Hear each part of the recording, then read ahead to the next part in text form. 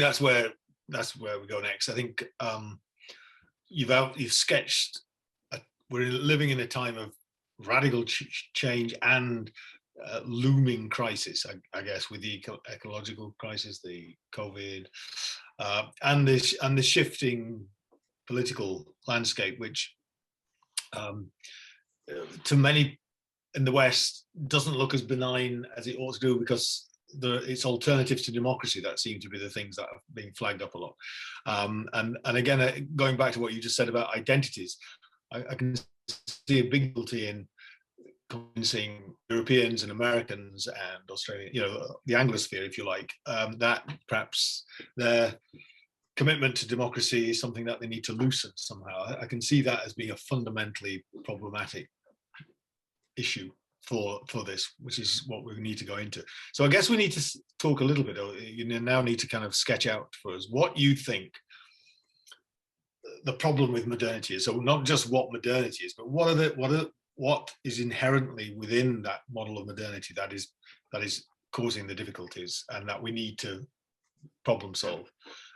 And I guess the other thing that you've flagged up in your opening there is we don't have a lot of time. It's not like we can wait 200 years and have that slow, gradual shift. I mean, the climate scientists keep telling us that another 1 degree and we're doomed anyways. We're fried if we don't do things, and if we don't get the COVID thing right again, we're in trouble. So and it's kind of imminent. So I guess the next thing is, first of all, let's see what are the things, the features of modernity that you're seeing as particularly problematic and that we need to address.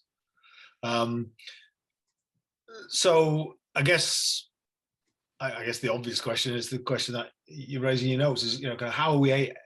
What are these injuries and what's causing them? Where are these coming from? And you've talked a little bit about the education system, and when you've talked about these in the past, when you've sketched modernity, you've talked about these things via the great thinkers, Tocqueville, Montesquieu, Maitland, and so on. And the way that you've laid them out, they've seemed very powerful and benign, and also Tocqueville's looking at the American as this voracious, money-orientated, but independent and individualistic, very vibrant sort of civilization.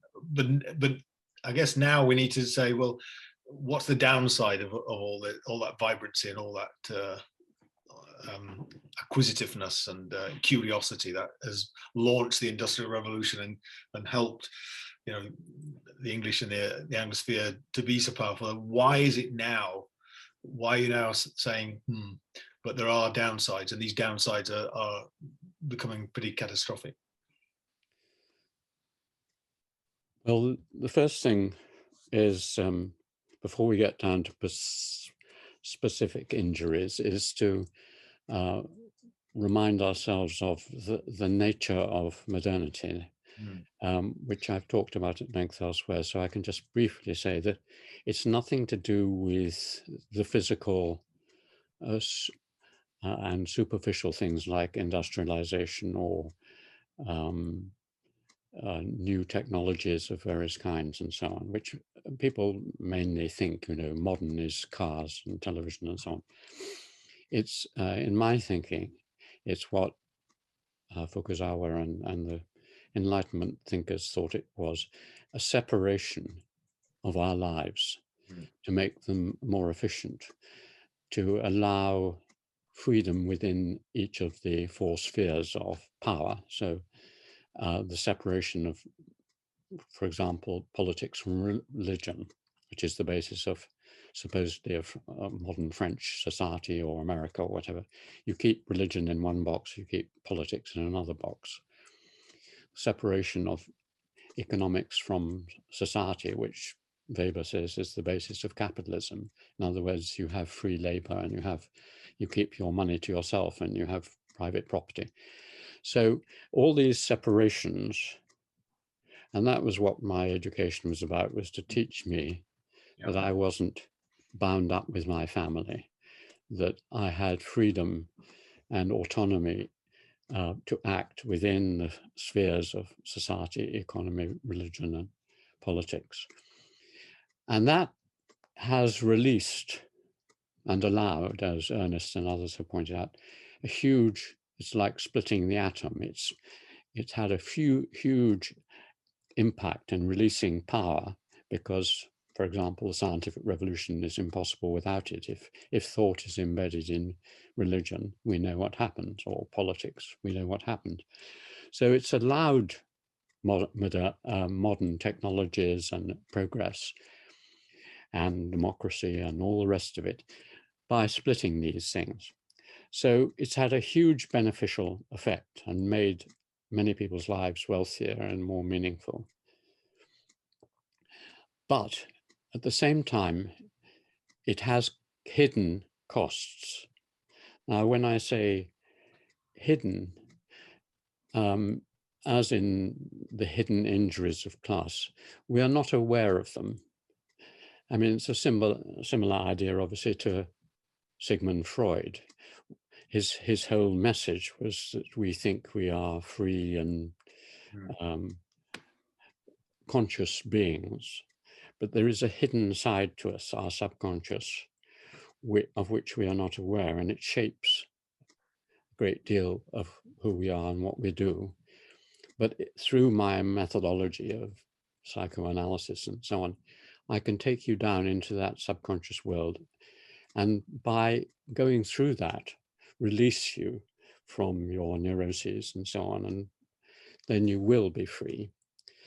So just as in psychology, that was the promise of psychology. And just as in sociology, the sociological revolution, Marx, Weber, and Durkheim were doing the same thing. Durkheim was saying there are hidden rules, statistical rules and moral rules, of which you are not aware. You're not aware that you're going to commit suicide probably in April if you do it. But there are pressures at an invisible level. And the great sociologists and Marx and others were trying to elucidate those hidden, very strongly determining, but we are not aware of them. Now, our goal is to try and bring those hidden things to the surface. And you can't do it unless you use two strategies, which I've talked about a lot. One is comparison, because they're so hidden within your own system that there's no chance you could ever see them. If you are caught up in an English class system, you're not aware of it. I mean, occasionally, you get some comedy or book or something, Jane Austen or something, which makes you a little bit of aware of it. But 99% of the time, you're not aware of it. It's only when you go to a non-class system, a caste system, for example, that you become aware of the differences between a caste system and a class system and how class determines a lot of your behavior. And that's true of every aspect of our lives. So without comparison at a world level, you won't become aware of what the injuries are. And therefore, unless you know what the injuries are, and that's the idea of the metaphor, they are sort of diseases which we have, or hurts. It's better to use injury because disease sounds like some sort of unpleasant impetigo or something, verruca or whatever you have. But injury is something that is done to you, right. and it's painful, and you have to seek a cure for it. So firstly, you have to see your own injuries, you have to go elsewhere. And the second thing is that you can't do it without a deep level of history and time. Because if you're going to solve these things, or at least ameliorate them, because you can't ever solve them because they're built into the structures to a certain extent, you have to see where they came from, how they came. Because nearly everyone one meets, and certainly politicians and young people are increasingly, and this is perhaps a disease of modern communications as well, caught up very much in the present. You know, they think that every crisis and wildfire and war and neurosis and so on is the product of the last 2 or 3 years.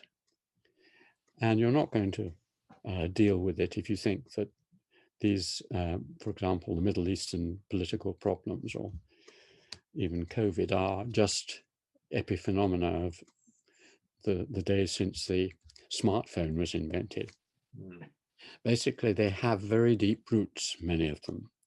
And unless you can get to those deep roots and see it as a long river or ship traveling in a certain direction, which has now got to be moved in another direction, unless you can see that, there's no way you can start suggesting ameliorations. And the third point is, as you mentioned, having done that, seen what the injuries are and seen how they came to be as they are, it often allows you to make quite a drastic recommendation, because you can see how much damage has been done and where it came from. And then you can think large, because as you said, we haven't much time.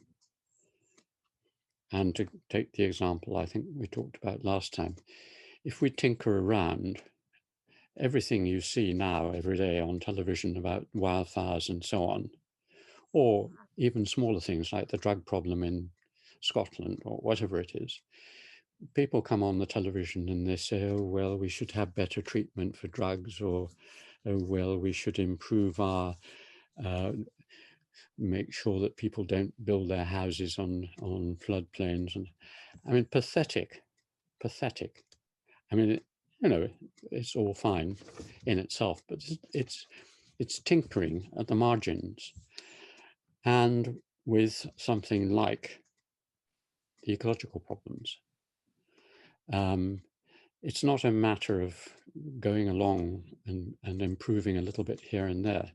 You've got to think, what are the real possibilities? For example, as I mentioned, if we use 1/10 of world expenditure on weaponry, on dealing with ecological problems, many of them could be solved tomorrow.